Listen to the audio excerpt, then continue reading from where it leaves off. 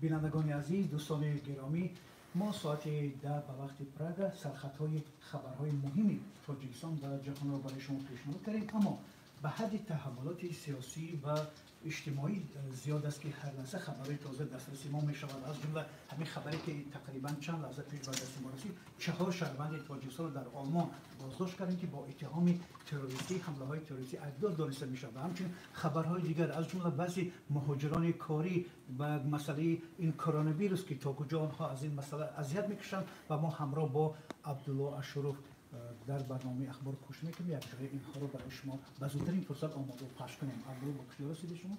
بله، خبر تازه این است که در شهر سنت پترزبورگ، انیخترش در کنارهای شهر سنت پترزبورگ مقامات یک خوابگاهی که مهاجران کاری از آسیا میانه آنجا زندگی میکردند گرد اطراف آن را بستند. مهاجران در آنجا در کرانتین هستند، چون که حدود 35 نفر از مهاجران در با گمانی سرایت یافتن به بیماری کووید 19 به قید گرفته شدن.